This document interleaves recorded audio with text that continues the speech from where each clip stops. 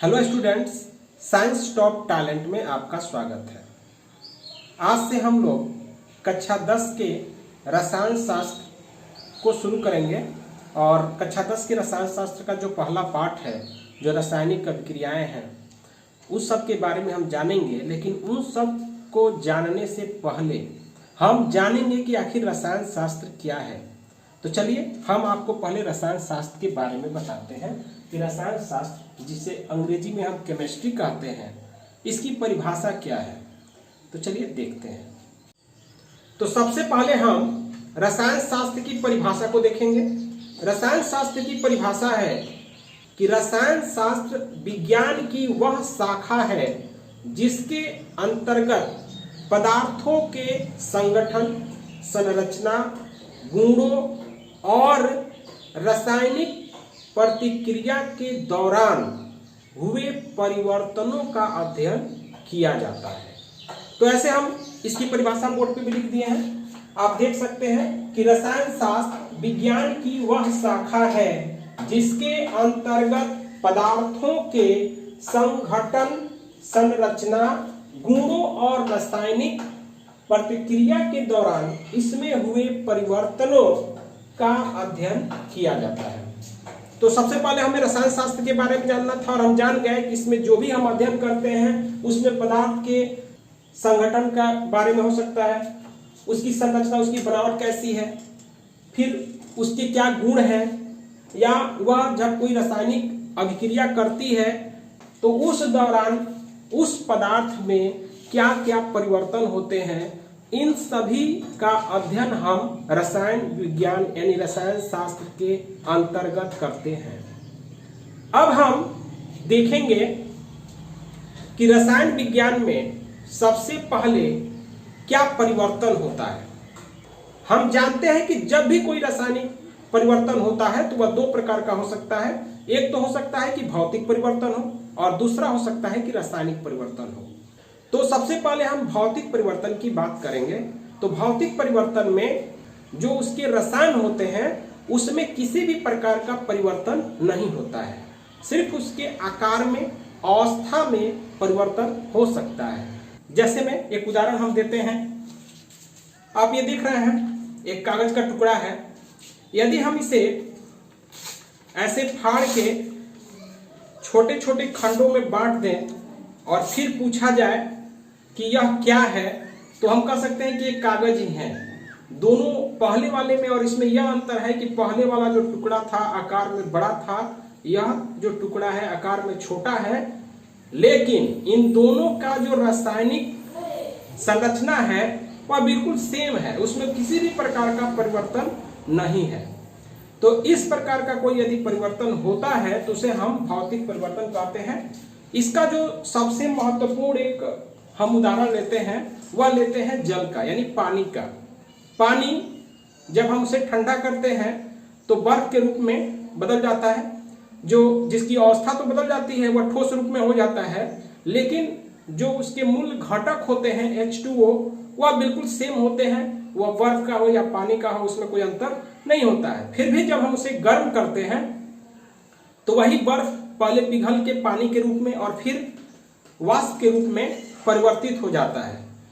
इसमें भी जल का सिर्फ भौतिक परिवर्तन होता है, क्योंकि उसका जो संगठन है H2O वह बिल्कुल बरकरार रहता है, उसमें किसी भी प्रकार का परिवर्तन नहीं होता है। और एक तरह से हम कह सकते हैं कि भौतिक परिवर्तन वह परिवर्तन है जिसमें पदार्थ एक बार परिवर्तन के पश्चात पुनः अपने मूल अवस्था में वापस आ जाता है। तो ऐसे परिवर्तनों को हम भौतिक परिवर्तन कहते हैं। तो भौतिक परिवर्तन के बारे में आप समझ भी गए, जैसे हम कागज के टुकड़ों से आपको समझाने का प्रयास किए। अब हम रासायनिक परिवर्तन के बारे में समझेंगे कि रासायनिक परिवर्तन क्या है। अब हमारा जो दूसरा परिवर्तन है रासायनिक परिवर्तन, तो हम रासायनिक परिवर्तन के बारे में जानेंगे कि रासायनिक परिवर्तन क्या है। तो रासायनिक परिवर्तन वह परिवर्तन जिसमें पदार्थ यदि अपनी एक अवस्था से किसी दूसरे अवस्था में परिवर्तित हो जाती है, या एक बार उसका जो संगठन है, जो उसकी संरचना है जब बदल जाती है, तो पुनः अपने वह पूर्वत यानी पहले की अवस्था में वह नहीं आ पाती है।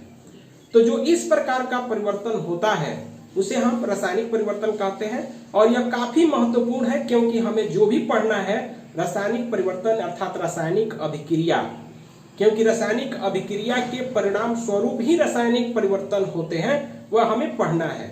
उदाहरण के तौर पे हम आपको दिखा सकते हैं, जैसे यह एक कागज का टुकड़ा है, यदि इसका जो रसायन है वह अलग है, यदि इसे हम जला दें तो आप देख पा रहे हैं कि जैसे जैसे कागज का टुकड़ा जल रहा है, जलने के पश्चात इसमें कई परिवर्तन हो रहे हैं। जैसे यह जो कागज का यह जो भाग है वह राख के रूप में अवक्षेपित हो रहा है, अवक्षेप के रूप में प्राप्त हो रहा है। साथ में इसमें एक और परिवर्तन हो रहा है कि इसका जो ताप है बढ़ गया है। इसके साथ साथ आप देख रहे हैं इसमें गैस की उत्पत्ति हो रही है। तो आप समझ गए कि यह जो परिवर्तन है, अगर एक बार कागज जल जाए तो फिर हम इसे पहले की तरह इस राख से कागज प्राप्त नहीं कर सकते हैं। तो यह जो परिवर्तन है इसे हम रासायनिक परिवर्तन कहते हैं। और इस परिवर्तन में जब एक बार पदार्थ अपने मूल अवस्था यानी मूल संगठन को त्याग के दूसरे रूप में परिवर्तित हो जाता है तो पुनः अपने पहले रूप में नहीं आता है। यानी इसमें जो एक बार परिवर्तन हो जाता है तो वो परिवर्तित पदार्थ का जो गुण होता है उसके मूल पदार्थ के गुण से बिल्कुल भिन्न होता है। और यही जो परिवर्तन है उसे ही हम रासायनिक परिवर्तन कहते हैं। जैसे अभी हमने आपको दिखाया कि कागज का टुकड़ा था, उसे जलाया और जलने के परिणाम स्वरूप जो हमें राख के रूप में प्राप्त हुआ उसे हम किसी भी तरह फिर कागज के रूप में नहीं ला सकते हैं। तो यह जो परिवर्तन है यही रासायनिक परिवर्तन है। तो अब हम लोग रासायनिक परिवर्तन भी समझ गए। इसमें कई ऐसे उदाहरण आते हैं, जैसे दूध का दही में बदलना, लोहे में जंग का लगना, ये सब जो भी उदाहरण है वह रासायनिक परिवर्तन के उदाहरण है। क्योंकि एक बार यदि दूध दही के रूप में परिवर्तित हो जाए तो हम किसी भी विधि द्वारा उसे फिर दूध के रूप में नहीं ला सकते हैं, फिर दूध का फटना है। इस तरह से बहुत से उदाहरण जो हमारे दैनिक जीवन में है जो रासायनिक परिवर्तन को दिखाते हैं। तो पूरी वीडियो देखने के लिए आपका बहुत बहुत धन्यवाद। अब इसका अगला वीडियो हम बहुत ही जल्दी देने वाले हैं। यदि आप हमारे चैनल पर नए हैं तो हमारे चैनल को लाइक करिए।